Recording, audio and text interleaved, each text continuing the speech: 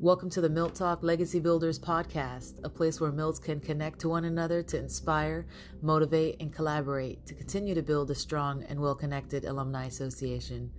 I believe that Milton Hershey School rebranding is actually just getting started, and I want to be part of that journey. I think the best way to commemorate Milton and Catherine Hershey is to continue our own legacy that impacts the world as Milton Hershey so impacted us. I believe the level of extraordinary that each and every Milt carries within them is deeply underestimated, and this podcast will help in the journey to show off what Milts are really made of. I'm excited to get to know more Milts, more insight to their upbringing, and what they're doing now to build their legacy and bring value to others, and what being a Milt really means to them. Today I'm speaking with Lebron, class of 2007, founder of Inflection Point Holistic Wellness, a home sense manufacturer that provides vegan, eco-friendly, non-toxic products at affordable prices. Lauren focuses on holistic wellness by promoting others to make time for self-care and aim to harness the power of scent to create a sacred space that triggers joy and relaxation within your home or office. She specializes in home scents and creating feel-good moments within your space because let's be honest, the world needs more feel-good moments these days. With an array of complex and comforting scents, she is sure to have something for everyone.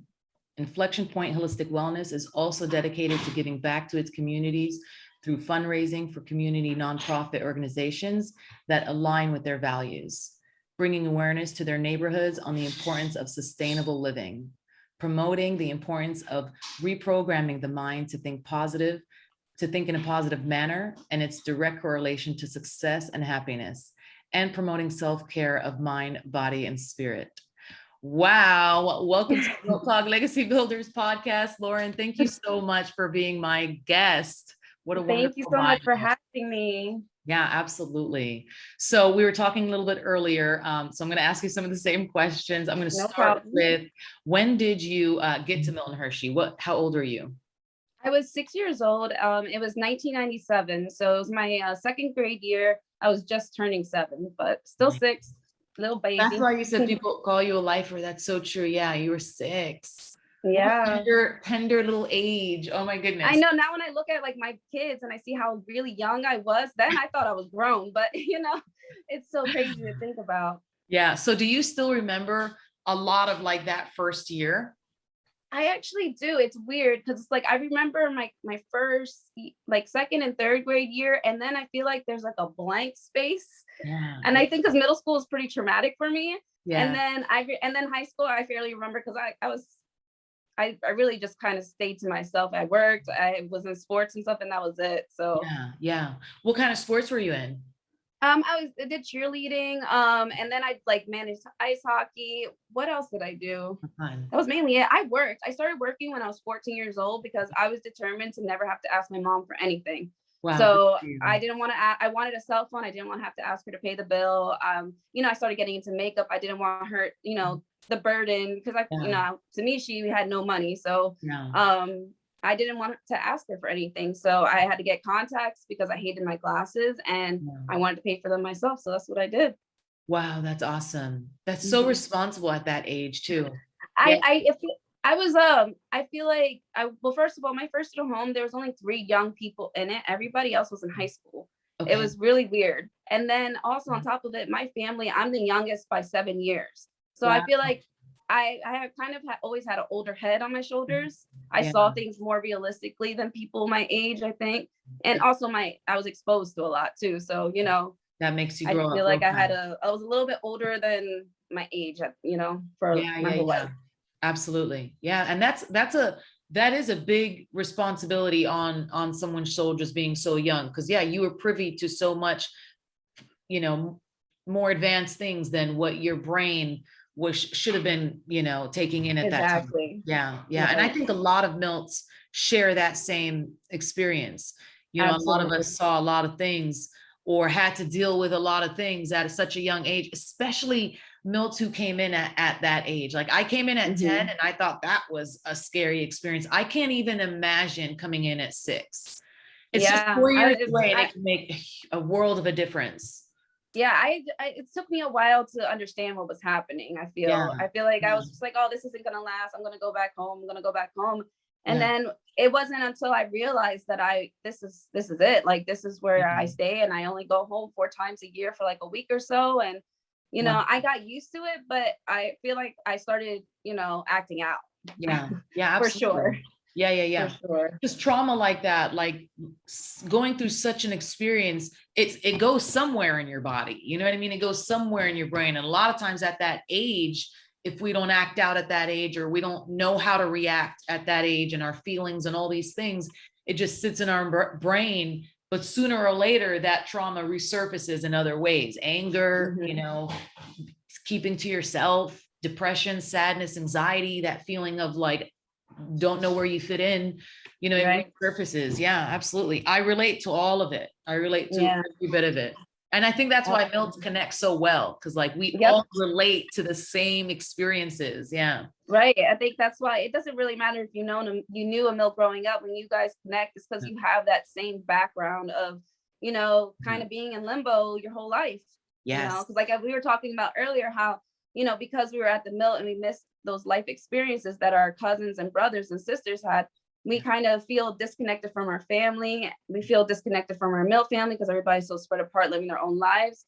And we kind of just trying to figure out where we fit in. And, you know, that's why I think no matter what, we will always connect and have a bond. Yeah. Because that's the only experience, the only other person that could possibly understand that feeling, you know? Exactly. So. Exactly. It is. It's like her own little separate family away from every other family that we should have had or came from.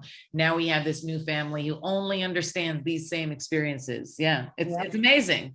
Honestly, it's amazing. That's what keeps us, you know, Milts, you know, and that's why I think our network can be so incredible. If we use that connection for good, we can get so far together, you know, helping each other. Yeah. Yeah. So when you came, did you guys come from New York? Like, did your mom live in New York? Yeah. Yeah. She's lived in the same house, apartment in the projects in New York since the day I was born, actually. So about 32 years in the same apartment. Wow, how crazy. She's never moved. Yeah. Yeah. My husband's grandma is the same way. I think she lived in her house for like 50 years now, and she still hasn't moved. Yeah. Yeah. So it's a connection, you know. Sometimes you just, now at this point, she probably doesn't want to move anymore, you know. I know. I'm trying so hard. She's up here right now visiting, and I'm like, look at this beauty, like, for the same amount of money, living in this beautiful house. And, exactly. You know, just trying to show her like what she could be doing, because I can't. I hate going down to the city. I don't want to go down there. Yes, I know. I know. So she's in the city now, but you're in Rochester. Is that outside of the city? It's far, far north. It's right on the border of Canada, pretty much. I pretty much live on Lake Ontario. Okay. Yeah, because New York is huge. It really is. Yeah. You don't even realize how much the city is just like a teeny little corner. Yeah, how funny. Just like this whole state above it, and it's actually beautiful. I love it up here. Yeah, I think I know another Milt in that part of New York. I think like Alicia Dobson, I think, is in upstate New York or something like that. A couple Milts are upper New York area. Yeah. Yeah. Not Robin Henderson. No, maybe Robin Henderson. Maybe there. Oh, you know. Maybe Dale Henderson was up here for a while. I think he left. I think she might be. Yeah. I just don't know what part, but yeah, it's always nice to connect with other Milts near you. It's great. So when you left MHS, did you go straight to college? I did because at that time I was really angsty. And I was just like over being like tied down. I was at the Milt for so long, and I just wanted to go out, live my life, and do what I wanted. So I actually only went home for 3 weeks, and I started school early in the summer. And I went to art school first for fashion marketing, which I switched last minute. It was supposed to be graphic design, but then I realized I thought I was going to be like some, I don't know what a celebrity dress wardrobe specialist or something. That's what I wanted to do. And I was dead set on it. So I went for fashion marketing and realized that those hopes and dreams were just hopes and dreams. Okay. Yeah. But I was able to use that degree. It did help me get a management position in retail for forever. Like that was my crutch that got me that. So it's not like it was a complete waste, but you changed direction. Yeah, you just changed direction. Yeah, that's so funny because your story of going into college early, it reminds me exactly of my story. Like, Yeah. Yep, we actually, my sister and I graduated in '02, and the day of graduating, like we came back home to my mom's house with my family there and everything, and we had a terrible family tragedy that day. One of my brothers was just taken off to prison that day, taken off to jail right in front of us, and we didn't even have a clue of why or what the hell happened. They just came and took him. So I was home like 2 weeks, and was like, what the hell's going on? We were learning all these things that, got him in that position, and we were all just shocked. Our whole, it like crushed our whole family. So my first thing was, let me hurry up and get to college and get a job, so I can help pay whatever lawyers, blah, blah, blah. So that's what I did. And I didn't want to be home. Like at that time, my relationship with my mom and my family in general was very, very negative. I hated being home. Yeah, I hated it, couldn't stand it. We were always battling. So I just wanted to get the hell out of there, Yep, exactly how I felt. Yep. And we were so young. Like I was 17 when I graduated MHS. Isn't that crazy? Yeah, me too. And I think about that and I'm like, oh, I should have never been allowed to leave. Right. And just a whole different state. Like I went off to Rhode Island, now I know it's an ugly, ugly state, and the city Providence I was in, and the things I saw, but I was just so not wanting to be here. So I'm just going to go here. And it was just hard, and college was hard, So tell me about your college experience through that time. You said, you went down the dark path. Yeah, I just, it was an art school. So, art schools are known to be pretty much party schools and drug infested. I didn't know that. Okay. So yeah. Really, because of all the drug infested. Yeah. And it's crazy because they could all function. I could not, apparently, they were doing their schoolwork and it was doing amazing. Yeah. And I'm over here, I can barely see my name. So it was really rocky there for a while. But I did do well for, while I was there. I don't know how I managed to only get A's and B's.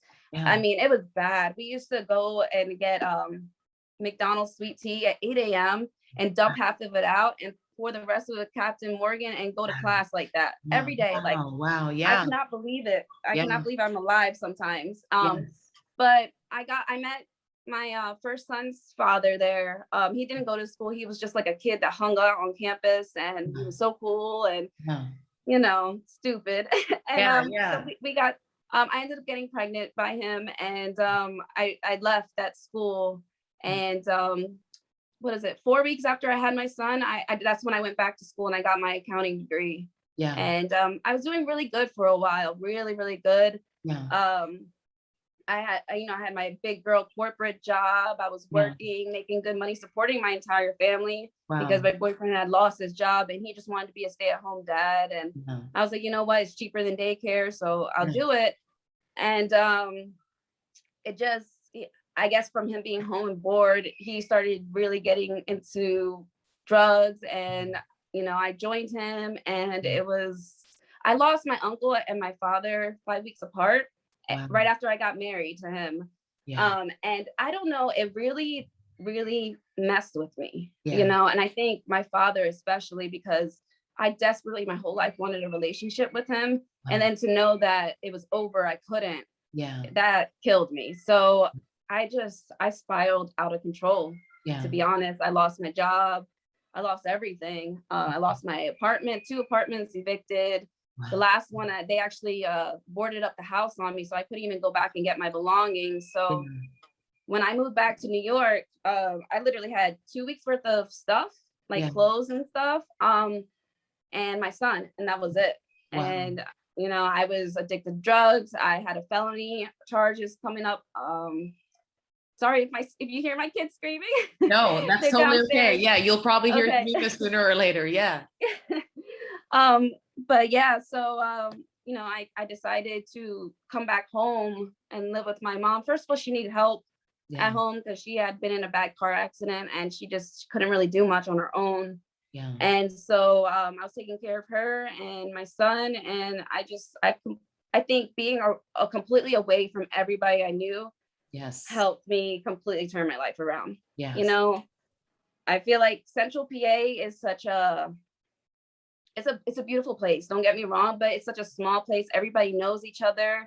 Yeah. So like, I feel like I had to get away as much as possible in order for me to find myself and heal and recover, because if I would have stayed there, I'd still be in the same position, I feel. Absolutely. 100%. I agree with that. Yes.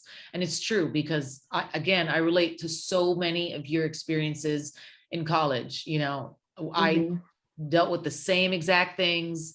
You know, I even dealt with some legal issues. I've had to fight my own felonies, and, you know, it's incredible to see like what you came out of. Like, there's a reason you went through all of that. And exactly, I really do believe that. yes, You know, I don't 100%. even feel ashamed, and that's why I'm able to talk about it, because if I hadn't been through all that, I wouldn't be able to understand that side of the world, and I wouldn't be able to help them in the way that I'm trying to help now. Because that's like what we do with my company, is try to help people like that. Like we're trying to work with raw, it's called raw, but RAWR, RAWR, Got but it. it's Okay. pretty much addiction awareness nonprofit here. And just trying to explain to people that there's other things you can be doing, other outlets to release that anger and that tension, through holistic wellness, yoga, meditation, nature, just being out in nature, taking care of your body and stuff like that. Because if you what I found the best way for me to stay sober was, I have an addictive personality, clearly, so I need to put that in a way, focus that energy into something that's positive instead of doing drugs. Right. So my addiction now is trying to be healthy. I work out, eat healthy. I have a plant addiction. You can clearly see behind me. Awesome. And just helping other people, see that there's other ways that you could put that addiction towards that's healthier. And you can give back and be a productive person in society. I'm always going to have an addictive personality. It's, my trauma, I teach PTSD, I have hyper focus. So let me put that hyper focus into helping somebody else, or helping, the planet. Like, we donate money to plant trees. We donate money to nonprofits. We're constantly looking for different collections and different ways we can give back and help addiction awareness, mental health awareness, all the things that I struggled with that, these organizations helped me. So how can I give back to these organizations that if it wasn't for them, who knows where I'd be? I was able to use a lot of community resources to get my job. I ended up becoming a manager at the Gap, even with the felony, because of the community resources. I never would have been able to do that, or even think I could. So stuff like that. And just like the counseling services, that was all community. They reached out to me. I was able to get drug counseling, PTSD counseling. I was able to be put on medication, although I don't personally take medication anymore. I found other ways to cope with my mental issues. But, for people, some people can't do that, and they need a medication, and to know that there are resources out there, but just nobody knows about them. So my goal is to try to spread that information to the communities that need it, because it's the communities that don't need it that know about it. Right. So how can we get that down, to the hood where they need it? They need it the most. So that's so awesome. I'm telling, like, your story is so incredible, and it's just going to keep on going. It's just going to keep on spreading. The way you reversed all the things that you went through to then, okay, I survived this. Now the first thing I'm going to do is give back and help others who are still struggling through it to survive it, and give them a hand out, because it is so hard when you are in it, to not see the light. To even feel and believe that there is hope for you.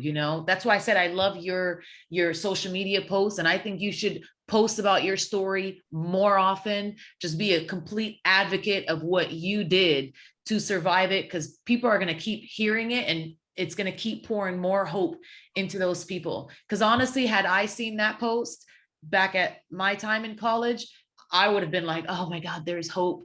And oh, look at this Right. other Milt. You know, granted, I was older than you, so I had already gone through mine, probably finished mine by the time you were going through yours, you know? Right. So, but imagine if I had Yeah. posted about that and you heard it, like people Yeah, need to that's see it. 100%. I feel like my transparency is not to get attention. My transparency is not to try to promote my business, although I've been told Yeah. that several times.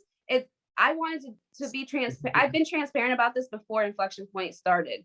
You know, Yeah. I started sharing my story before that because I felt like I was ready. I had been over it, and I had created a coping mechanism that worked for me. So I figured, if this is working for me, I know other people are going through this. Let me share it. And that's where it comes from. It literally comes from a sincere place of me sharing my story, because I know I'm not the only person. And I want people to know it's okay to feel this way, but it's not okay to stay in that place. You have to get up and go for what you want. It's not going to get handed to you. The world is never, you know, we're Milt. We were not given those cards. I'm sorry. You know, we have to get up and go and get what we want. And I think, you know, because of the Milt, we were kind of hand fed so much that it's hard for us to be like, some of us are just naturally born go-getters, but some of us needed a little, you know, kick in the butt. Absolutely. Like me. Absolutely. Yeah. So, you know, I feel like I always had it in me. I just didn't have any like confidence in myself. And now I'm just like, you know, and, you know, I always worried about what other people were going to say or think. And now I'm just like so over caring that I'm just like, you know what, I'm going to do what makes me happy. This is what makes me happy. Exactly. You know, I love making candles. I love things that smell good and it makes me feel good. So let me, you know, share that with the world. Yeah. You know, and honestly, if there are people out there who think it is not a good thing or not a righteous thing to promote your story along with your business, they're morons. I mean, because of course you started this business mainly because of your experience, and you help other people fight that horrible experience with something more positive. So of course there's a correlation. I mean, it should be blasted on your business page for your website why you started this business. And if people have an issue with that, they don't understand business, number one. And two, they just can't see that correlation. That's unfortunate for them, because that, of course, what people need to understand is the world is flat now in a sense, and that with social media, I have fans, you know, followers and stuff from all over the world, and we all understand each other and we can all relate. You know, we hit that translate button and we're like, I've been there. And, you know, you have to understand that it's bigger than just me and my business. You know what I mean? It's me showing that anybody, anywhere can change their life right now. You can wake up today and decide, I don't like this anymore. I don't like where my life is going. Let's start making little changes. And I always promote little changes. Don't think you need to completely change your life in one day, but just making little, it's taken me years, you know, to get to this point, and I'm still growing. I'm still, you know, seeing certain things don't work for me for long term, and I have to change and tweak my routine. You know, and it's hard. There's moments where I'm just like, screw this. I don't want to do this anymore. You know, I have my own personal problems that you know, we have to go through. And, you know, but the point is that I don't allow myself to stay in that place. I'm constantly moving forward. And me and my boyfriend were just talking about this. That's how I've been my whole life. I don't dwell on the things that have happened to me. I'm always just chug along, keep going. And I think that's important. People get stuck, and, you know, and I know that feeling. I felt stuck, but you don't have to feel that way. You know, you can do something about it. Absolutely. So, yeah, that's it. Exactly. It is just a decision of looking forward and not backward, because we could always look backward and regret. Like every human on this planet Earth has things to regret.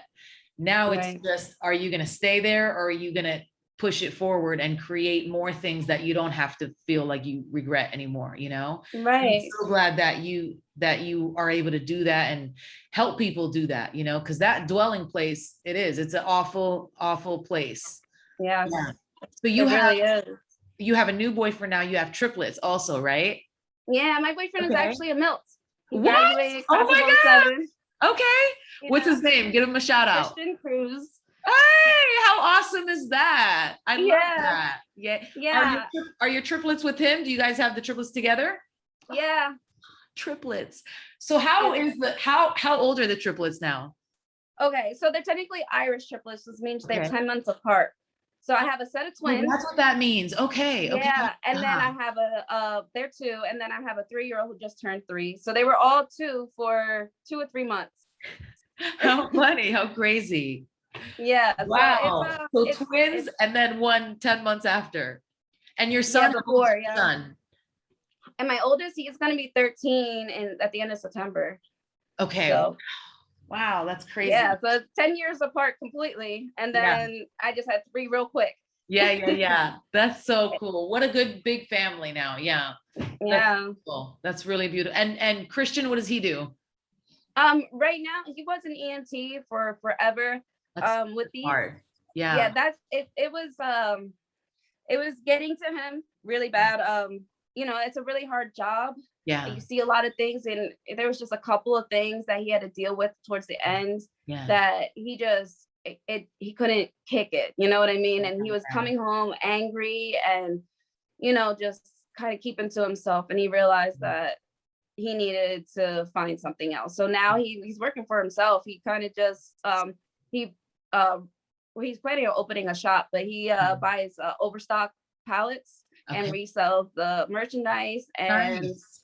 yeah, and he Awesome. drives Uber, and also he has a MMA gym where he teaches lessons because he does have his little belt in that. So and he's a fight not completely professional, I guess he would be semi-pro. Yeah. So so he does that. He does a little bit of everything. That's and awesome. to be honest, we're able to pay our bills and some. And he actually makes more money now than he did as an EMT. Wow, so that's great. Yeah, that's, and honestly, EMT is rough, and they don't get nearly as much pay as what their job. They get minimum wage. Minimum wage. That's so, and they're like on the line, like they see the person before the nurse or the doctor sees the person, like that. Yeah, if they don't know what they're doing, that person's going to die. Yeah, if they need to tourniquet something and get fluids in you, you know what I mean, they're the first person there to save your life, and they get paid minimum wage.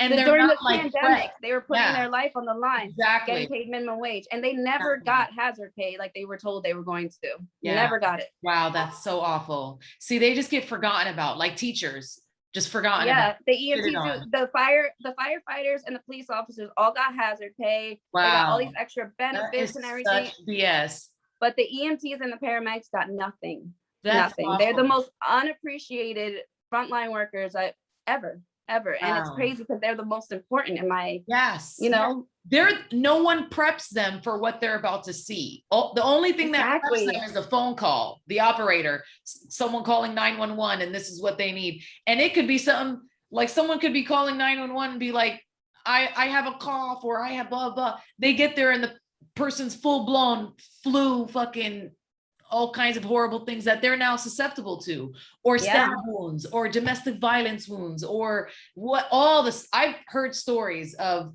EMTs and the stuff they see, and no one preps them for that. Like, no, you have to be a special kind of person to. I could never. I couldn't either. Yeah, I couldn't either. Yeah. The good for him though. Good for him. And I'm glad he saw like the impact it was having on his mental sooner rather than later. And it's like, I can't, this is obviously they're not paying me enough for this, and I can do better and not suffer as bad mentally. Yeah. And I'm not trying to say, no, we need EMTs and stuff like that. But what we really need is, like, I don't even know, like, the community to come together and be like, we need to pay these people what they're worth. It's insane that they're getting paid the same amount as a McDonald's worker, but they have to know so much more and deal with so much more. Like, and I'm not saying that a McDonald's worker doesn't deserve that $15 an hour. They do, because it's a livable wage. But it's definitely not equal to what this guy does. Yeah. Right. Exactly. They need to adjust it to fit the position. I'm sorry, but they do. It doesn't make sense. When someone's an EMT, are they working for like that private company of that paramedic company, or how does that work? Are they working? Because I know there's like private paramedic companies, and then I know there's like ones affiliated with hospitals or affiliated with a city or state. How does that, because they're all separate. Okay. They're all separate. So private companies, right?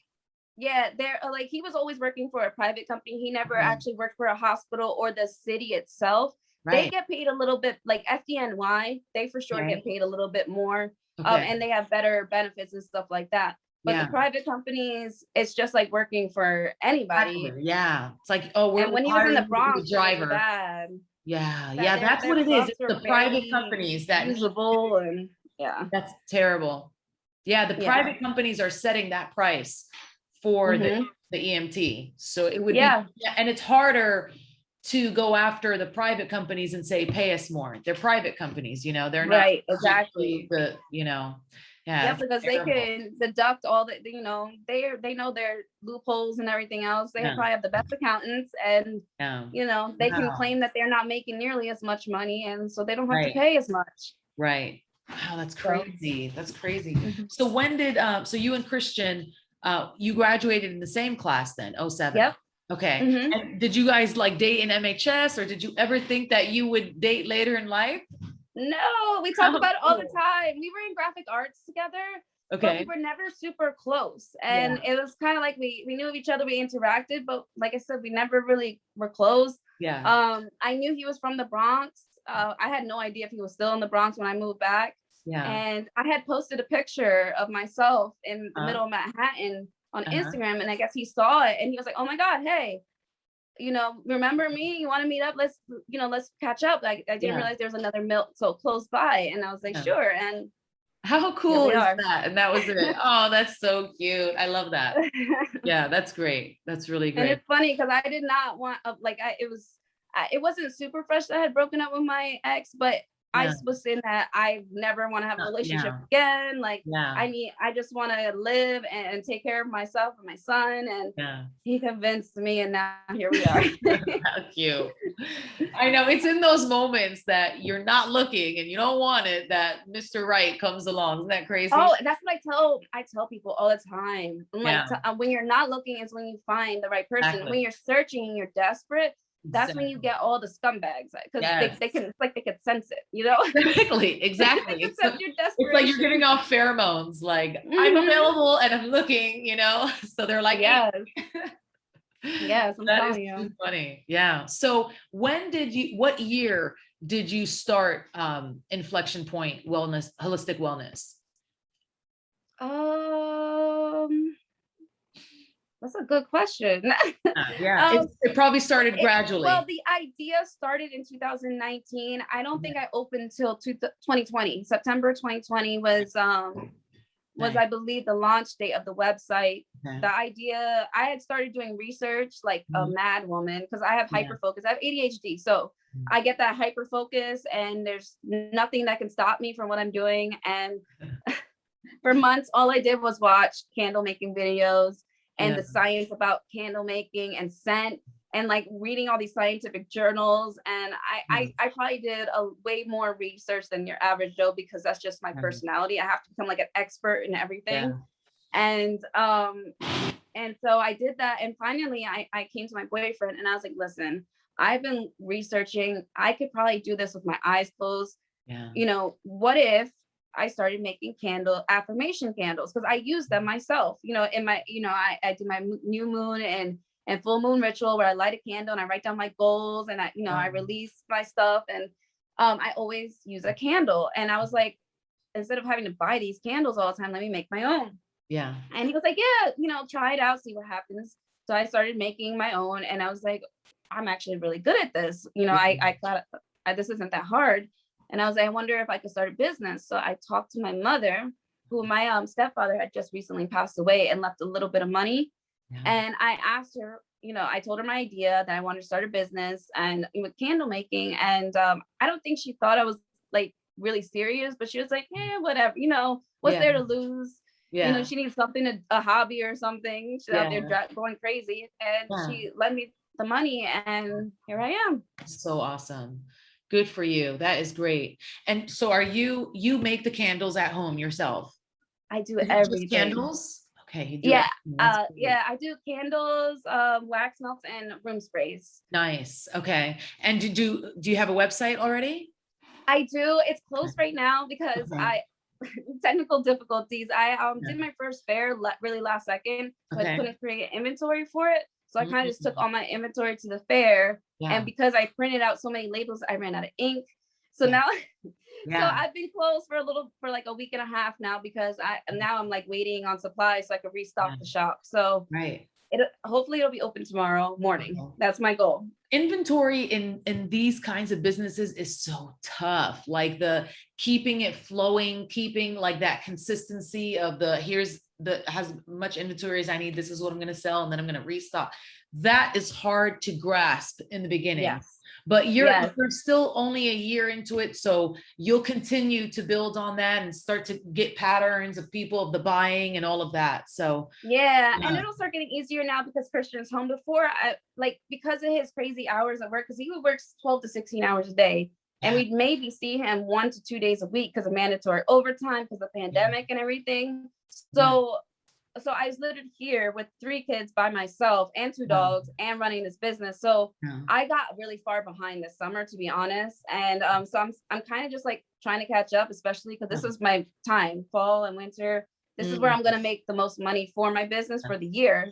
So, he's been home. We've been working together, figuring out our schedules and how we can make both of this work while not neglecting each other or kids or the businesses. So it's crazy, but we're making it work somehow, some way. I definitely just need to sit back and like really think about how I can be more efficient with my time. Because the biggest issue we had before is it's just taking me too much time. So really going through my product listing and cutting out things that are just, as much as I love doing it, too time consuming, and just becoming more efficient, pretty much. Yes. Absolutely. Time management, prioritizing, and your time management is so critical as an entrepreneur, because every single minute counts in your brain power. Like your main task is to keep building the business forward and up. So if your energy is being spent on some of the smaller things that are needing to be happen in the business, then it's harder for your brain to have the energy to deal with the bigger things or the time. The bigger vision. Yeah. Yes. That's where I'm at. That's where I felt this summer is I started out the year so strong, and I was getting a lot of momentum, and I think I put my toes into too many things and got myself involved in too much, and it overwhelmed me. And I kind of shut down for like a month or two. And then it's been hard to get back into the flow because now my brain is like, okay, where were we going? Where was this vision going? And I've actually decided I had to revamp some of that vision, because maybe I was gonna expand my bath products, and I don't really sell much bath products, so why would I do that? Right. So it's what's realistic for me right now. As much as you want to do bath products, do it for yourself, cut it out, and focus on what the people want. It's not about what I want, it's about what everybody else wants. So just little things like that. I just gotta it's constantly almost like rebranding. It's every year you're constantly what am I doing well, what am I not doing well, and where can we go, and trying to figure it out. It is. It's an ongoing, evolving, journey. Your clients will probably continue to evolve. Smells will continue to evolve. Trends are going to keep evolving. The way people buy will change. Before it was more in-person buying. Now everybody wants to buy online. Now it might go back to people want to go to a fair. They want to go to a little store. They want to do both. So it's a constant evolving. And that's where your brain. And you're doing great at that, because you're I like bath products, but they don't sell. So I'll do them for me and enjoy them myself. And I'm going to make inventory for what sells. And that is a great business move. A lot of times entrepreneurs can get super emotional, about their business, and, they can work off of emotion instead of off of, logic. This is what's blah, blah, blah, and detach almost emotionally to make the better business move. And I feel like that's that new entrepreneurship bug, because I definitely went through it. I had these big vision, and I was, I'm going to be a whole dang Bath and Body Works here. And my boyfriend had to really bring me back to reality, because I'm a Libra. So I'm out there. I'm like, Yeah. you know, we could do it all. And he's, you know, he's that earth sign that's going to ground me and be like, Lauren, that's not realistic. Like, Yeah. you can't have that much inventory. You realize you get taxed on inventory. Right. And I'm like, oh, Yeah. you know, little things that I don't think about. And so I really had, like, I want to do skincare. I want to do this. I want to do that. And, you know, he had to be like, you need to figure out where your focus is. Do you want to do home sense or do you want to do bath and body? You cannot start with both. Yeah. So, you know, I'm like, okay, we'll be realistic. We'll Yeah. stick with what I know and what I'm good at. And also Bath and Body is, you know, It's I'm competitive. not trying to say anything bad about the people that making stuff in their homes, Yeah. but the legal side to Bath and Body is a lot. Yes. Regulations and knowing percentages and ratios.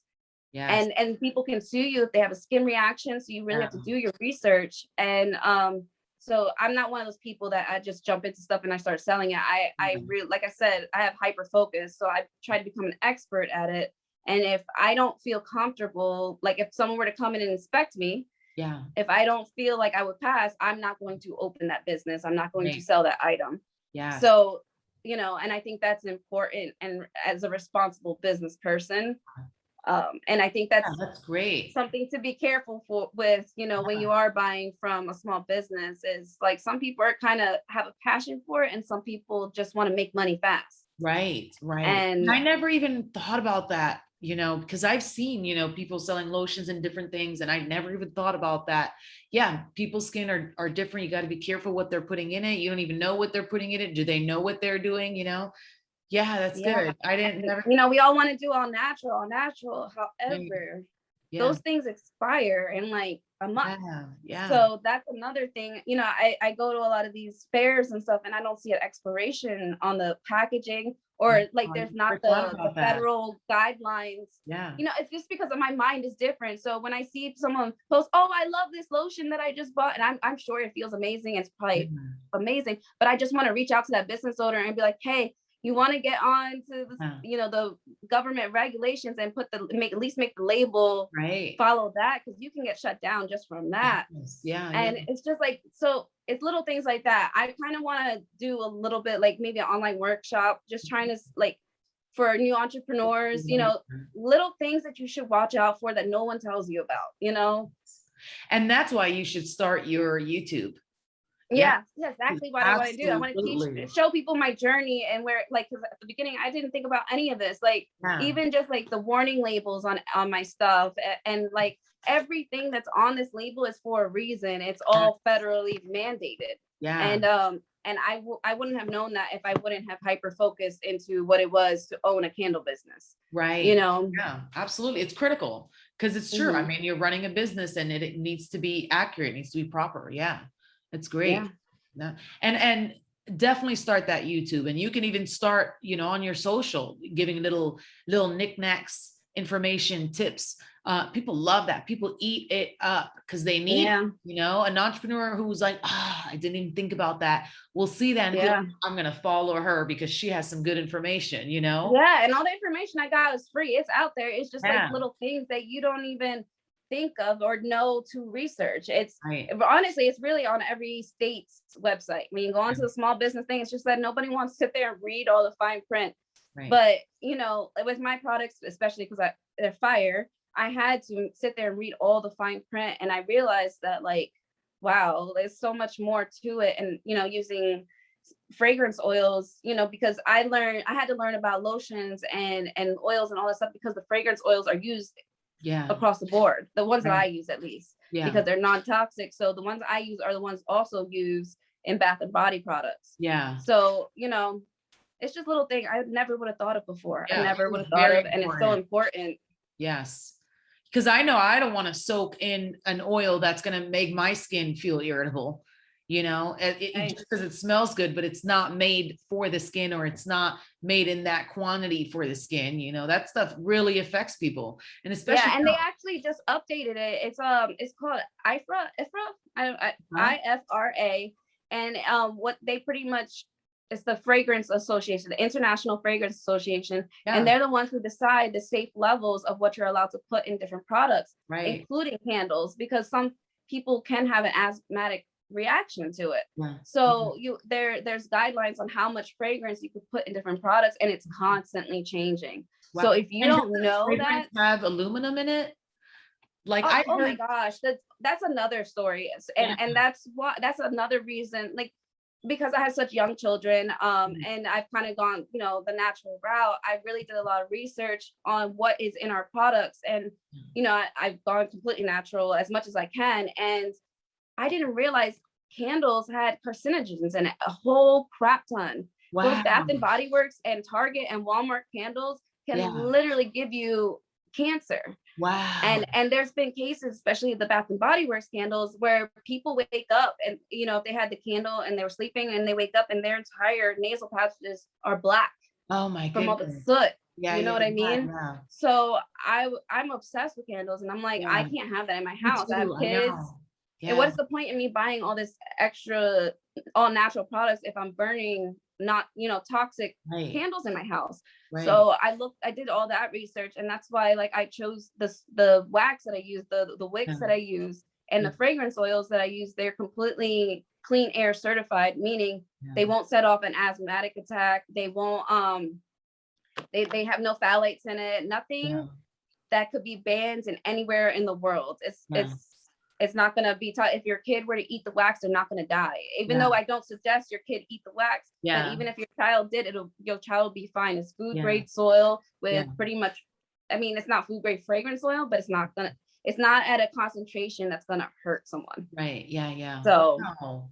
And I burn candles a lot in my house too. It's true. And when I burn them, I'm conscious of, I didn't know about the carcinogens, but I knew that there's something in them that you shouldn't light them and not have like a window open or like large space, Yeah. So when I do light them, I make sure either maybe a window's cracked or it's in like a big room, and I don't keep them lit for a long time. Yes. And that's another big thing. The longest you're supposed to light a candle, for, safety guidelines is 4 hours.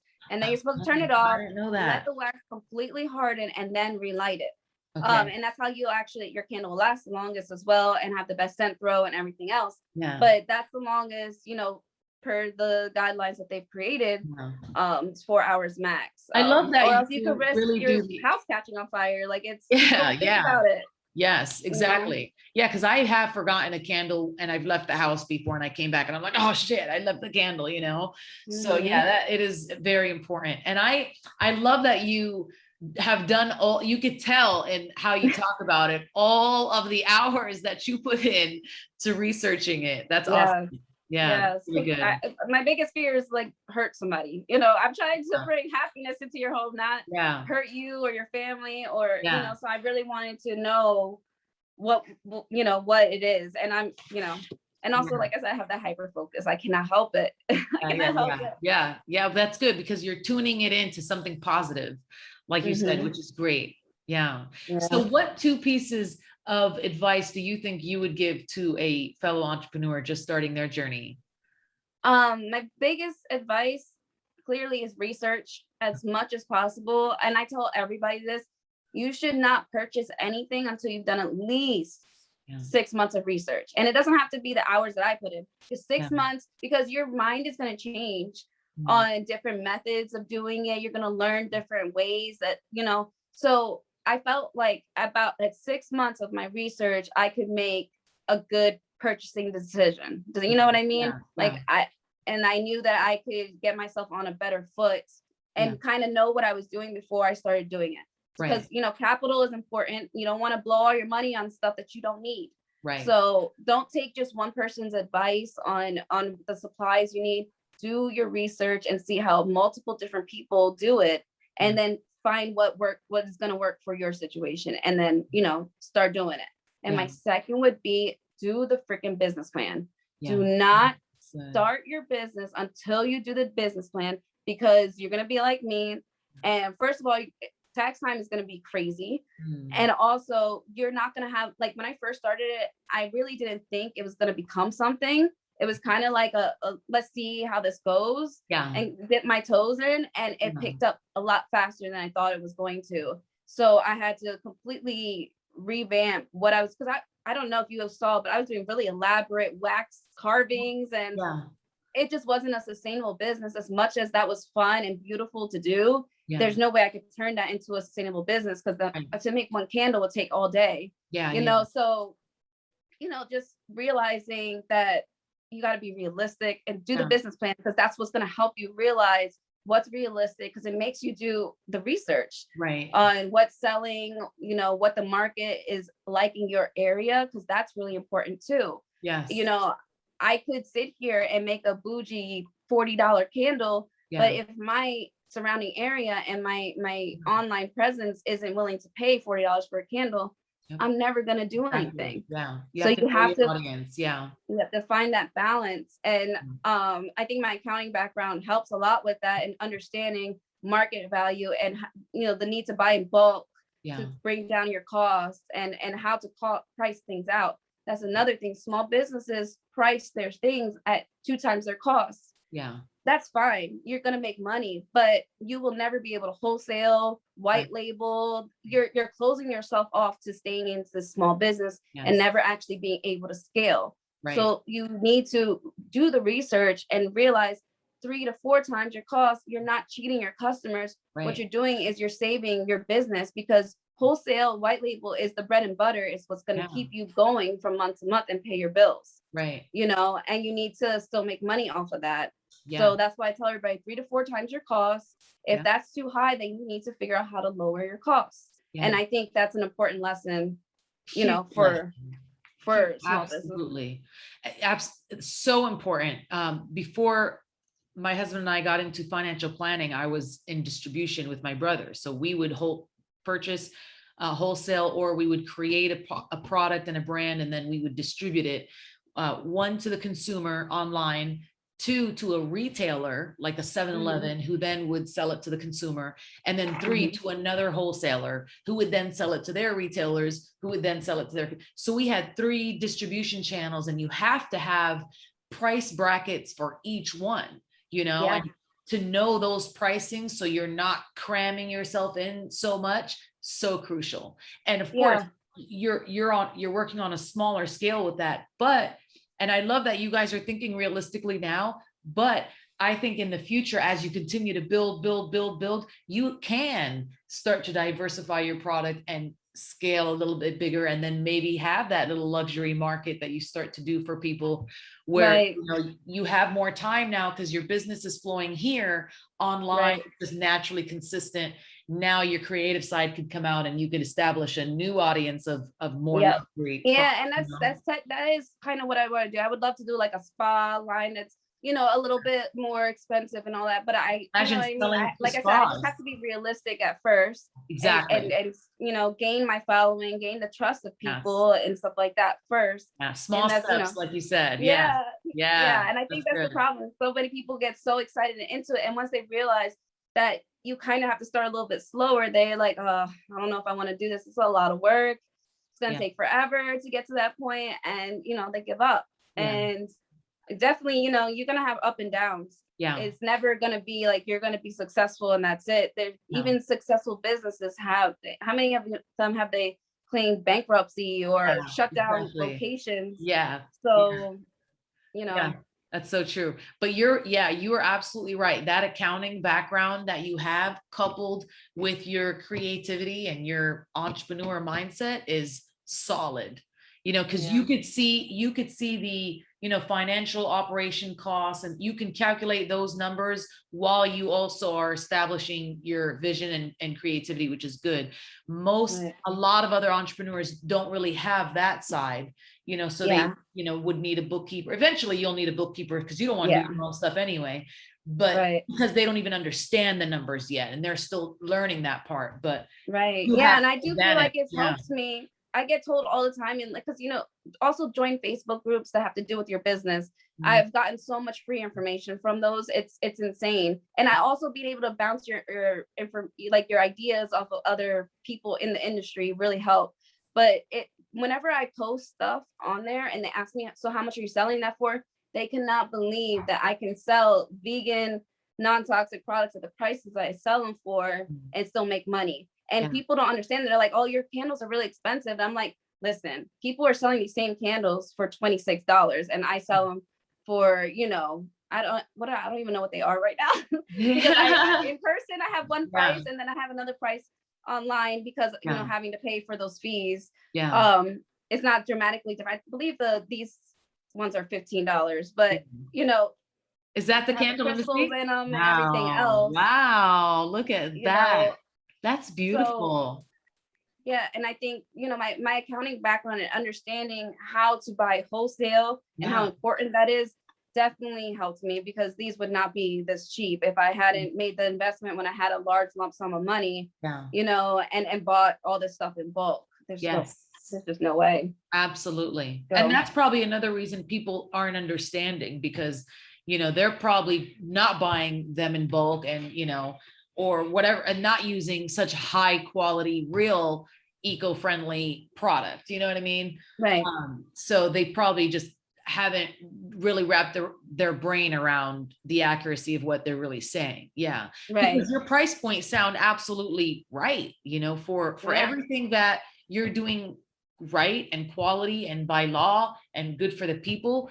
Of course there's going to be a price that comes with all of that. Otherwise, go to right. TJ Maxx and inhale some fake candle stuff. That's what I'm saying. Like, go to That's the the dollar store option. and get your $5 candle if you want. I mean, there's nothing. I'm nothing against that. You do what Yeah, you want to do, yeah, but at least know that when you're buying my product, I've done my research, and your baby yeah, isn't gonna have black soot in their nose. That yeah, was yeah, horrifying when I realized that can happen.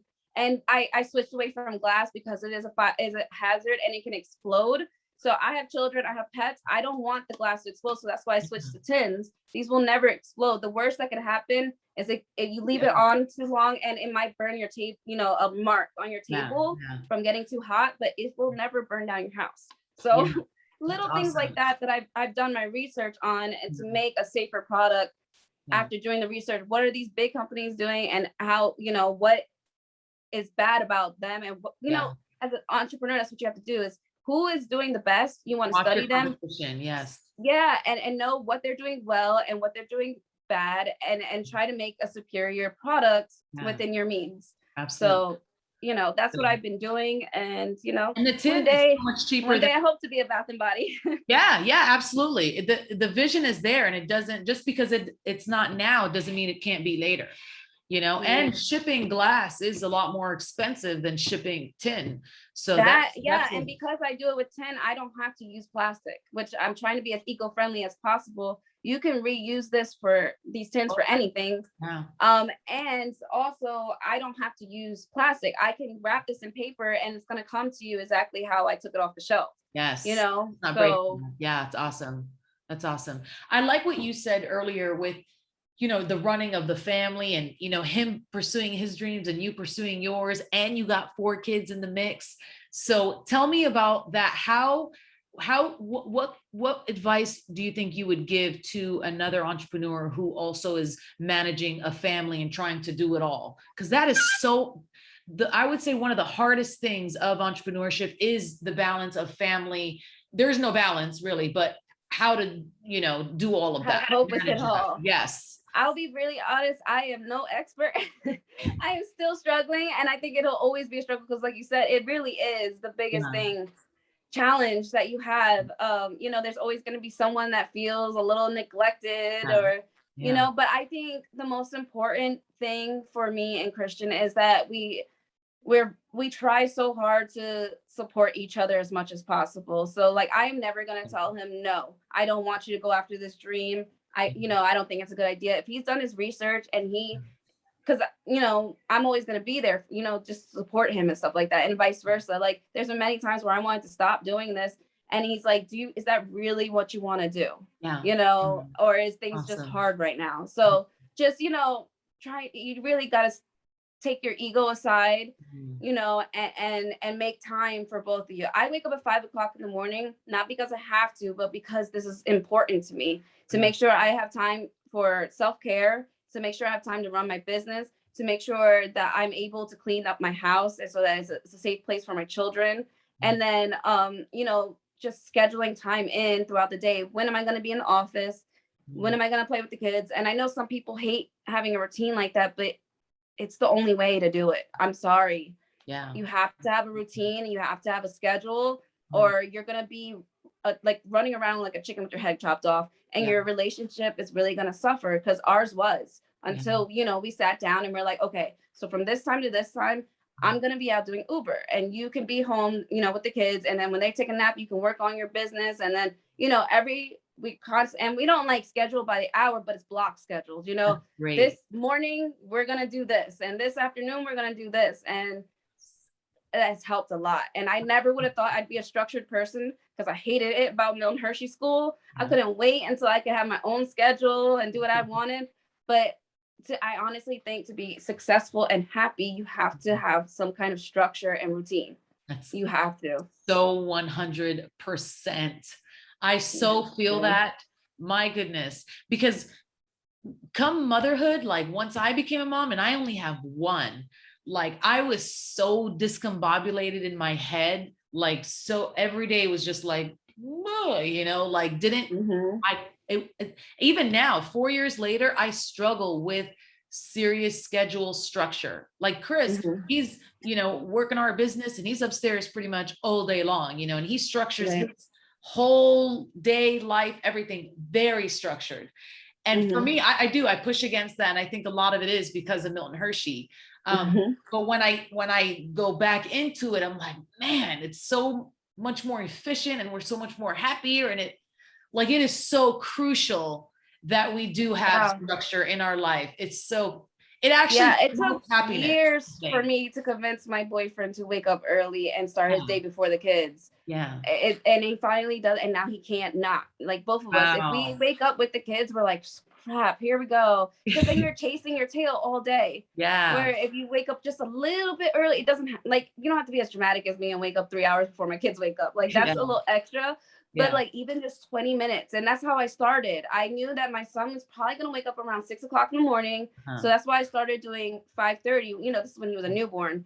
And I, just so I could make sure that I wasn't, you know, groggy and trying to get a bottle together, and I would have everything laid out. And I knew what I was going to eat for breakfast, and just little things like that. I don't have to write it down. I just have to sit down and give myself time to think about it. You know, and having that moment to drink coffee by yourself in the morning. Guys, that in itself, especially as a parent, or even if you're in a relationship, you know, our partners can be needy, especially, you know, when you're working and trying to take care of yourself. That time, that 15 minutes by yourself has been so crucial to my mental health. It's not even funny. Like a time where no one's asking me for anything and I could just sit. That I will wake up at 5 o'clock every day just for that moment. Like, exactly. I thirst for that moment too. Yes, absolutely. And with Zamina, I've been trying to like wake up earlier. This girl, like as soon as I crawl out of the bed, I can't even make it to the bathroom. And I'm like as quiet as a fucking clam, like so quiet. There's no noise. And she's there all of a sudden. I'm like, how do you feel me out of my bed? Like, we're not in the same bed. You're in your bed, I'm in my bed. How do you know I left the bedroom? She just, our oldest of the 3 little ones is like that. Atreus, he is just like so obsessed and fascinated with us that he wants to be with us at all times. And it's cute, but sometimes it could be a little frustrating. And with like what I've decided, we've made their bedroom as safe as possible. Like literally, my boyfriend built them beds because we couldn't have them in cribs because they were climbing. So we built them beds. Their beds are on the floor. There's nothing. We don't have no TV, electronics in there. Everything's wooden or plush. And I don't care if they wake up. I'm going to have my hour in the morning where I work out, and I do this. I know that they, you know, they're safe and they're not going to kill themselves and anything like that. And I have we have cameras in there. So if I need to see what's going on, I can just look and I can talk to them through it. And it only costs me $40, you know, and that's it. And I give myself my hour because I think I honestly, before I was doing that, I felt like I was going crazy, you know, so I think that's really important for everyone, whether you be an entrepreneur, working a 9 to 5, a parent or not a parent, giving yourself an hour a day, whether it be broken up into 15 minutes at a time, to do something just for you.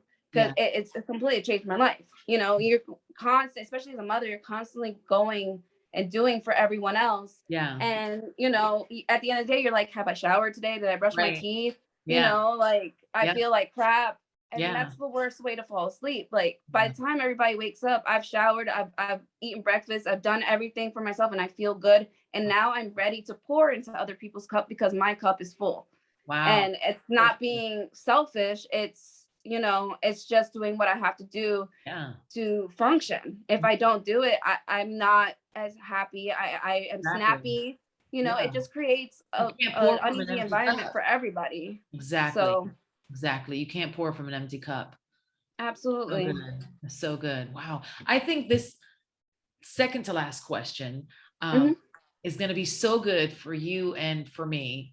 Because I relate to you so much. I think, you know, we should have been sisters at some point in life. Our story is so similar. And I'm very inspired by you. So I'm so curious about this answer for you on this question. What 2 pieces of advice do you think you would give your younger self? Oh my gosh, absolutely. My biggest advice that I know I would not listen to because I didn't listen to it is stop worrying about what everybody else thinks of you. Girl, like I was so caught up in whether people liked me that I completely turned into someone that I didn't even know, you know, and I ended up with a felony and being a drug addict. Had I followed who I wanted to be from my vision of myself when I was younger, is who I am now. You know, yoga and meditation and plants, that I always wanted to be like that star child, like hippie. I thought that was like, because deep down, that's who I am. But I was so scared of being judged and everybody, you know, and now it's like trendy thing to do. So everybody thinks I'm cool. But back then, people hated those, like, you know, not hated, but they talked down upon those people. Like, so I wanted to be what was cool and trending, and I just wanted to be accepted so much. And I ended up becoming someone I don't recognize. And you know,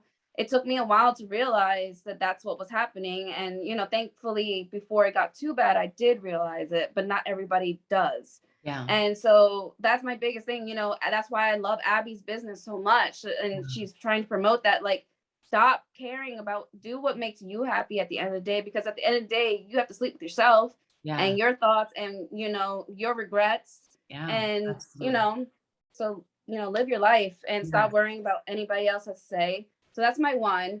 And I guess my second is that you're not alone. If I could tell myself that as a child, like, because I feel like even at the Milt, even though we all struggled, we really didn't talk about our home lives that much. I think we're all ashamed and scared to tell each other.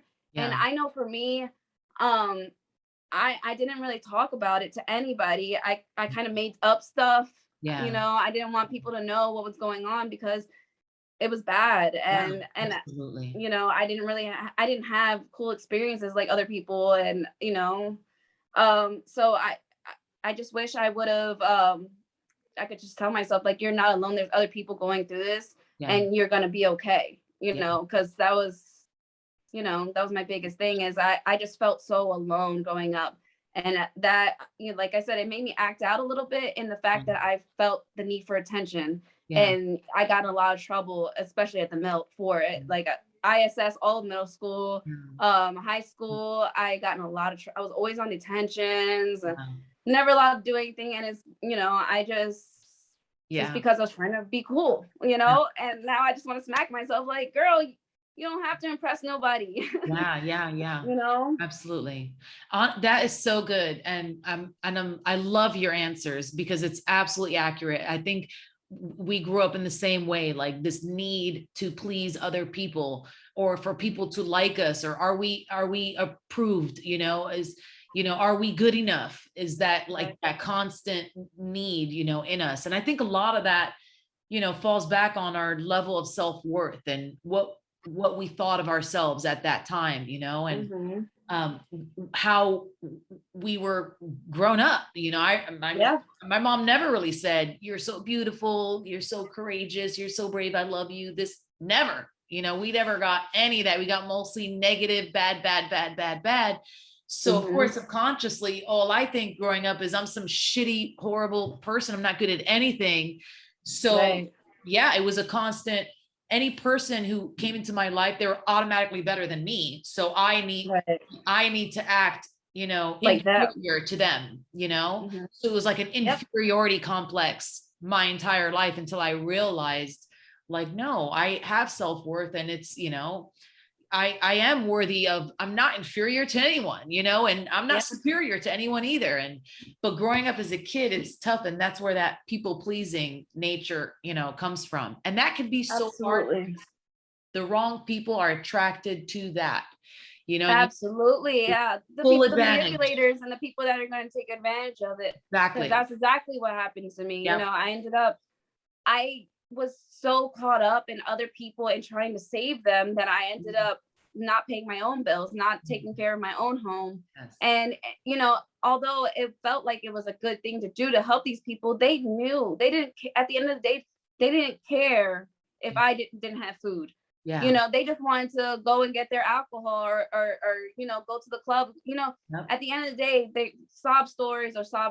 What got them to that position? Why don't they have money for that electric bill? Right. They did it to themselves. And I know that sounds really selfish, Yeah. but just handing people stuff.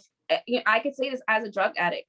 I would lie out of my head to get money for drugs. Yeah. So, you know, giving people money and giving them handouts isn't always the way. Sometimes that tough love is needed, and, you know, be there for them to talk if they need someone to talk to, but you can't hand them everything. And that's what I've learned, because after I started getting my life together, I wanted my best friend at the time to also get clean and everything. And she took advantage of me to no end. I was paying her bills. I was doing this and that. I'm all the way in New York getting her Ubers from one place to the other and thinking that she's going to a friend's house to be safe because she was in a bad, but she was going to get drugs. And that was the end. When I saw the Uber stop at a hotel, you know, I had to put an end and realize that I'm not helping anybody. What can I do to actually help people that were in my situation? And that's why I've decided to go towards the community nonprofit route. I'm still using my energy. I'm just redirecting it into a healthier way. Instead of being an enabler, now I am helping to educate the communities that need it the most, you know? And I think trying to get that through your head and realize that you're not actually helping this person, you're doing more damage, is really hard. It's really hard because you want to be a good person and you don't want to feel selfish. But I can say as a recovering drug addict, you're not helping them. You're really not. Absolutely. You're not. Absolutely. You're absolutely right. And it hurts and there's guilt that comes with it, but the result is what matters the most. And, you know, the guilt will subside once you see that what you're doing is good for them and it's not enabling them. Yeah. It's hard. It's hard. Yeah.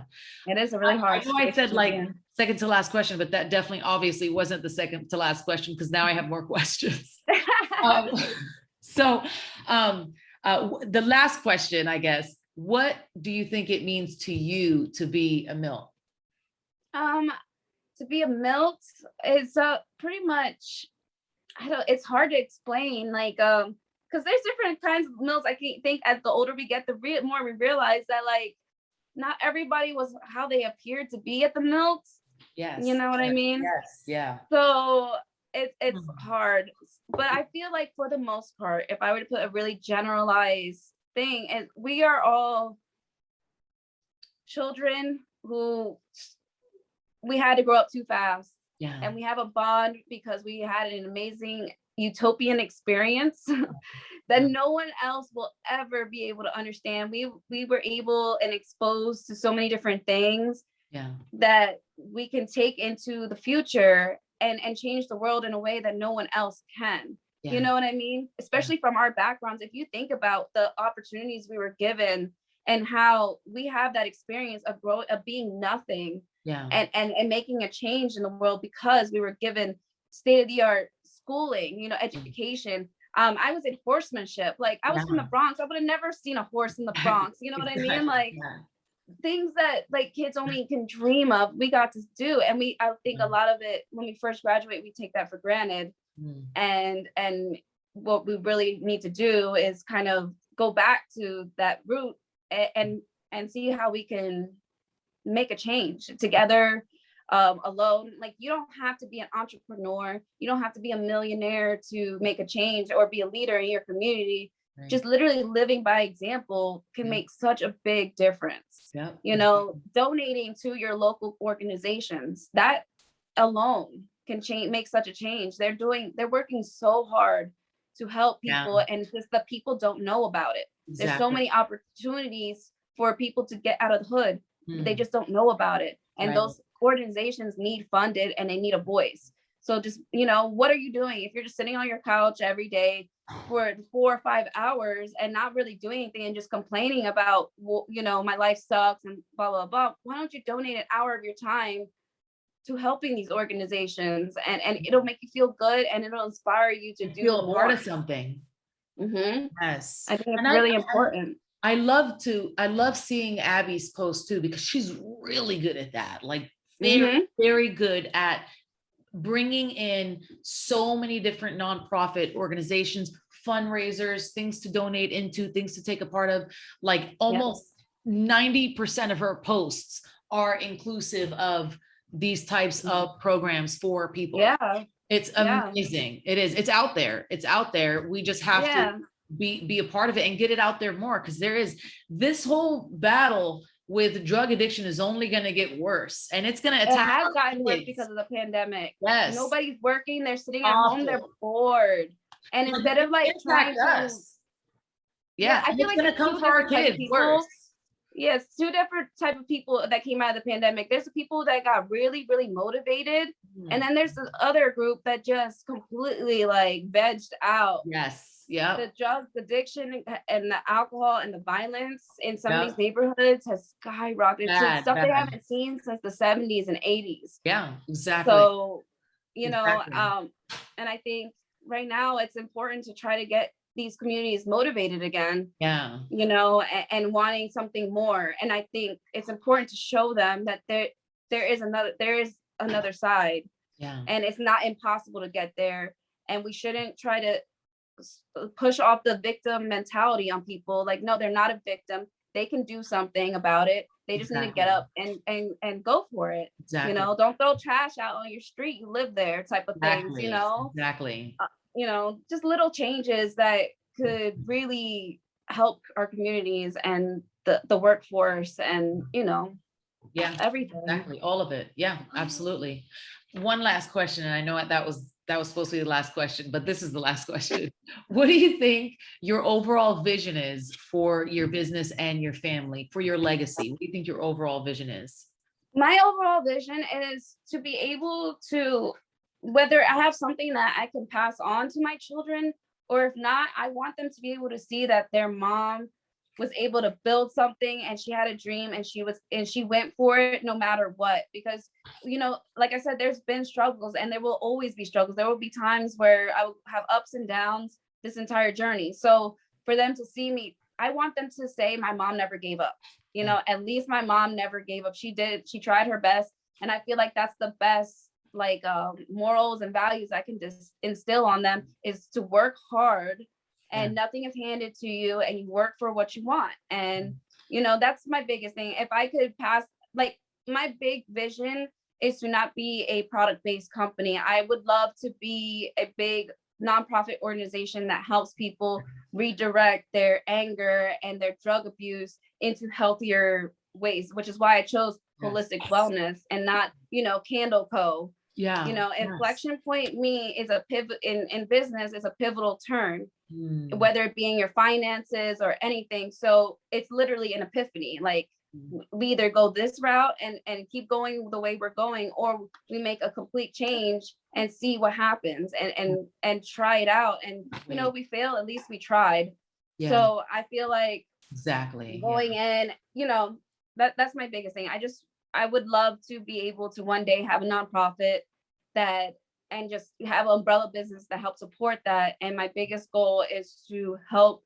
And I want to be underserved communities. I don't want it to be a wellness place where the rich and the wealthy come and have their spa dates.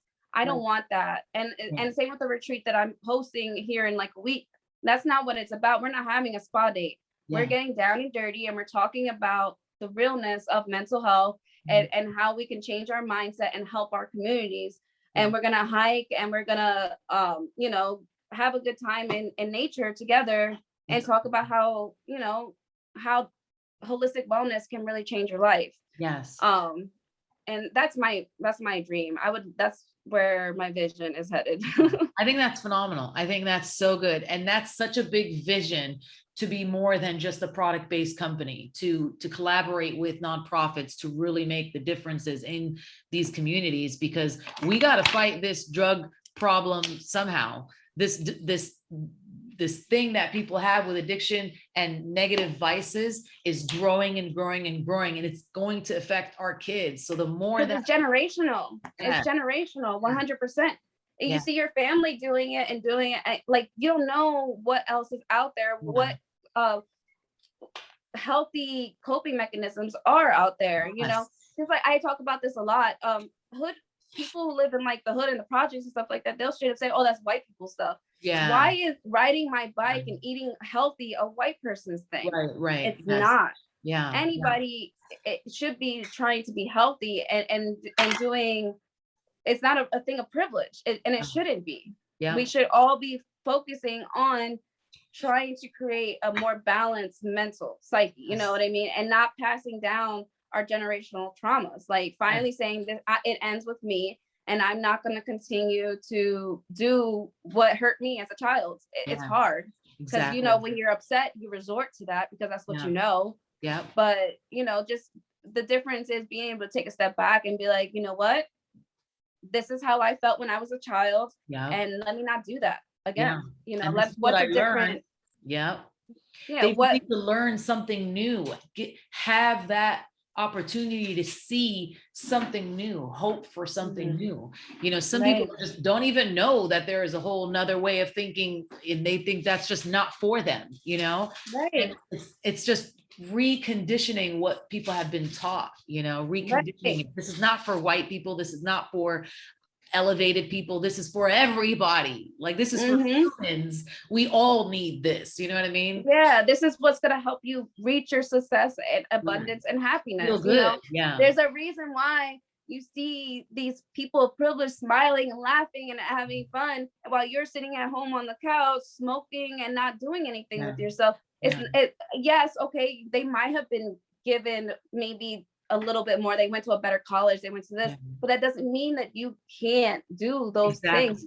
You just have to want to do it. Yeah. You know, I have a friend, Gabby, and she's on Instagram, Gabby's Little Victories, and she said a quote one day and it just got to me. She said, you either want it enough that you make time for it, or it wasn't that important to you. Yeah. So, you know, if you like, and she's she works out, you know, she's a weightlifter and all that stuff. And that's like how she lives her life. She's like, if I really wanted it, I'm going to wake up earlier. I'm going to work hard, and or I can sit at home and keep making excuses about it. Exactly. You know, stop making excuses and just do it, type of thing. That's so awesome. And it's good to be surrounded by people like that, people who share the same mindset, values, to keep your circle like that around you. Very important. So important. And that's another thing. That would be my 13th thing. If I could go back and tell my high school self, like, girl, your crowd really determines everything. Yes. You know, and to keep it diverse. Like, I love that I have people that are millionaires that I could reach out to, and I have people that are still, you know, struggling that I can, you know, share information with and talk to, and still have a connection to both sides. Absolutely. You know, I think it creates a more balanced person. But, you know, you just got that circle is so important, because I would not be where I am today if I didn't have the circle that I've decided to keep now. Yes. You know, had I still been running with the circle I was in before, I would probably be in jail right now or dead, you know? So absolutely. It absolutely makes a difference. And I accredit my circle. Absolutely. Like, they don't drink, they don't do drugs. They're like, you know, sometimes I feel like, oh my gosh, I wish we could party. But at the end of the day, I know that if I got back into that lifestyle, I would spiral back down, because that's just my personality. Yeah. And, you know, so it's really important for me to surround myself with similar goals and ambitions, because that's what it's going to keep me climbing instead of falling back down. Exactly. Because it is like a slippery slope. and the more people on that slope to trip you up is, the worse it get, the more temptation, that comes with that slippery slope. And Yeah, you always just have more people pulling you up than you have pulling you down. Is the exactly. key. That's the And biggest always thing. pulling other people up is another key. Mhm, Yeah. mhm, And that's what you're doing, absolutely. which is phenomenal. That Thank you. purpose that you've given yourself to help others is so huge. It's Yeah, on I a think big scale, it's I so think huge. that's important. I think how like we learned about I can't probably not pronouncing this correctly, but Pavlov's laws. Yes. Yep. Remember how we learned Yep. about the hierarchy? I Yes. feel like purpose was on there, and it 100%. If you don't have a purpose, you'll feel like a lost puppy, Yeah. and that's what got me into drug addiction. I felt I didn't know what my purpose was. I didn't know. I felt like I had no hobbies. Like when Yeah. I hated the interview question, "What are your hobbies?" Because Yeah. when I sat there and I thought about it, I Like, didn't do do I have anything but any? take care of my kid Yeah. and take care of my home and work. Like, what were Yeah. my hobbies? Like, what?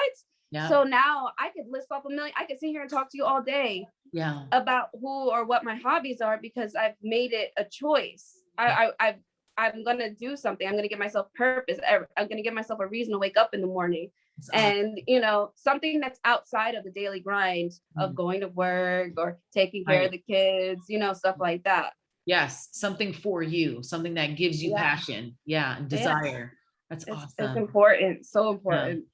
We had such a wonderful conversation. I 100%, Lauren, I am very, very, very Aw, inspired by you. Like, oh, thank you. truly, your story means so much to me personally, and I know it means so much to other Milts. Even people who don't relate to your story or my story personally, to be able to see someone strong enough and vulnerable enough to talk about it and do something about it and then help other people figure it out too, it's incredible. Mhm. And I know your Thank business is you. going to keep moving forward. Your family's going to grow. I love that you found another Milt to share your life with. I think that's beautiful, especially if Thank you you. guys are on the same page of forwardness and progression. Yeah, I'm in awe of what you're doing. So thank you for being such an thank awesome you. Milt. Yeah, and being such a good Oh, example. thank you. And thank Yeah. you so much for having me. I feel so honored that you thought of Yeah, me. absolutely. Yeah, Thank no, you. it's really great. And I definitely want to keep in touch. So let's keep the communication lines going all the time. Before I Mhm. let you go, I want you to mention any social media platforms, websites, anywhere you want people to follow you, contact you, or anything you have upcoming that you want people to know about. Okay, thank you. So hopefully, like I had mentioned to you earlier, the website should be up and running tomorrow. Okay. So that is in Inflection Point holisticwellness.com. Okay. And if you go on my social media, which is inflectionpoint.wellness on all of the Facebook, Instagram, all that good stuff, you can find the website there. So you don't have to remember that long thing, just Yeah. inflectionpoint.wellness on Facebook or Instagram. You can follow us. I swear I keep everybody updated on what's going on. I am very raw on there. I will let you guys know, like, hey, I just didn't feel like doing it today. I'm Yeah. sorry. I always try to let people know what's going on Yeah. as much as I can with everything Yeah. else. Yeah. So follow me there. I always have sales. Tomorrow when I do open, we're going to be having our big end of summer sale. So all of our summer and spring scents will be super cheap. And we'll start looking into fall. And yeah, I'm really excited. We're trying to completely revamp like little things. We're gonna have wooden wick candles for fall and winters, our first time. So Yeah. people have been like, Yeah. stuff like that. And then we also have our retreat coming up, which is it's kind of closed, but I wouldn't be opposed to having people join because we did have some people drop out. But we're having a retreat in the Poconos of September 10th, 11th, and 12th. And it's going to be vegan, catered by Milts. And I'm working with other Milts. I'm working with Gary from the Bridge. He's Yeah. sponsoring. Okay. We have I think Craig. he actually reached out to me about that. Yeah. Why did I think that the retreat date already passed? Was it like pushed up, or was there a previous date? No, because we had always released it to the public in September. Oh my God. Okay. So I need to get back to him about that. Yes. Because I thought for some reason like the date passed and I was like, oh, I missed it. I didn't get back to him soon enough. So Well, you might, September he did 10th. have another thing in June. So I don't know if maybe he reached out to you Okay. about that. Maybe that's That what it might be what you're was. thinking of. Okay. Maybe that's what it was. Because Because he I had just he did word a of health. sponsorship in June for the community in Harrisburg. Okay. So this one is just because he's always trying to educate a growth mindset. Yeah. Because that's what his organization is, Empower at the Bridge, is Yeah. trying to empower people to level up pretty much. Yeah. Yeah. And so we figured our eco-friendly and all that stuff, our companies kind of have the same vision. So I try to Awesome. work with them as much as possible, support their nonprofit. I did a fundraiser, might be the Light Collection. That collection I'm gonna have to do a sale on, and we're gonna be giving all the proceeds to his nonprofit. Wow. And so this is just a time for me and him to get together and bounce ideas, and it's kind of gonna be like an open talk. It's not real structured. I'm not lecturing. I want people to join the conversation and just talk about how holistic wellness has completely changed my life for the better. And just focusing, I know it sounds selfish, but just focusing on yourself and doing what makes you happy, Not selfish at all. can completely change your life. And I just want to get that word out there and try to help people get resources on how, because what happens is your mindset completely changes from I can't do that or I can't afford that to, ooh, is that a good investment opportunity? Ooh, yes. And that's where my mindset has completely changed. And it's crazy, me and my boyfriend, to see where we started and where we are now, and how, like, just before we would be like, oh, that's too expensive. And now we're like, okay, how can we make that work? Yeah. What is our return on investment on that? It's so important. Wow. It's so crazy how our mindset has changed. And like, I couldn't see those things before. And I think it's because I was so clouded by my everyday routine and just, I have to do this, I have to do that, and not giving time to myself to get the clarity I needed to see the bigger picture. Yes. You know what I'm saying? Yeah. Yes. And it shows your level of growth as an entrepreneur too, because entrepreneurship truly is reinvesting back into yourself, back into your business, back into your people. Yes. You're just constantly reinvesting, and you are looking for that rate of return on that, whatever that rate of return is, whether it's productivity, efficiency, a better you, a better personnel, that is such a good key. And I hope people get that in this podcast, the importance of that. And collaboration that I'm seeing with these Milts. Amazing. I'm always trying to bring somebody along. I love it. Because I love it. How I see it is we're helping out each other with exposure and everything. And we already know we kind of get along. We have history together. Yeah. I always try to go to a small business, specifically a Milt, for everything I do, because it just makes sense to me. You know what I mean? I love that. This is what I mean about the network and the capabilities that we have. Like, I am such a fan of that. And I think you guys should promote that even more on social, that you guys are collaborating together, and look at all these Milts doing all these amazing positive things together. Yeah, because we have Craig from Word of Health too.